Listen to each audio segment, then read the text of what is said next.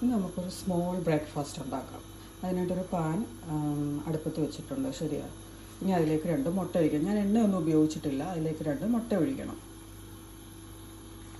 2 മുട്ട ഇതിലേക്ക് ഒഴിച്ചിട്ടുണ്ട്. ഇനി അതിലേക്ക് കുറച്ച് ശകലം വെള്ളം ഒഴിക്കണം കേട്ടോ. വെള്ളം ഒഴിക്കുന്നത് ആ മുട്ട ഇളകി ഇത്തിരി സോഫ്റ്റായിട്ടൊക്കെ വരാൻ വേണ്ടിയാണ്. നമ്മൾ എണ്ണയൊന്നും ഉപയോഗിക്കുന്നില്ലല്ലോ. ഇങ്ങനെ വെള്ളം ഒഴിച്ചിട്ട് നമ്മളൊരു പാത്രം കൊണ്ട് ഇങ്ങനെ ഒന്ന് അടച്ചു വെക്കണം. ഇങ്ങനെ അടച്ചു വെക്കണം.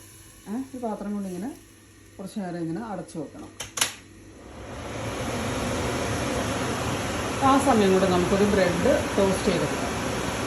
ഒരു ബ്രെഡാണ് എടുക്കുന്നത്. അത് 50-50 ബ്രെഡ്. അത് ബ്രൗണും വൈറ്റും കൂടെ ചേർന്ന ബ്രെഡാണ്.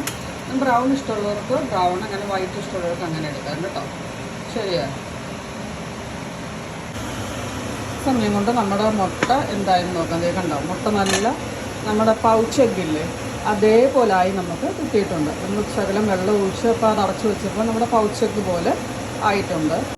ഉണ്ടോ, ഞാൻ ഒരു ബ്രെഡും എടുത്ത് ഇത്തിരി ബട്ടറും പിന്നെ അതിൻ്റെ കൂടെ അവോക്കാഡോയും എടുത്തിട്ടുണ്ട്. ശരിയാണ്. അവോക്കാഡോ ബട്ടർ ഫ്രൂട്ട് അത് ഓപ്ഷണലാണ്. ഇഷ്ടമുള്ളവർക്ക്, ചിലവർക്ക് ഇഷ്ടപ്പെടത്തില്ലായിരിക്കും. അതും കൂടെ വെക്കാം. അപ്പോൾ കുറച്ചുകൂടെ ഒരു ഹെൽത്തി ആയിരിക്കും. കണ്ടോ, അതും കൂടി ഇതിനകത്തോട്ട് വെച്ച് കഴിഞ്ഞാൽ നല്ല ഹെൽത്തി ബ്രേക്ക്ഫാസ്റ്റ്. എണ്ണയൊന്നുമില്ല.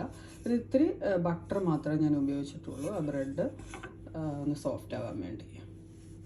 ഓക്കെ.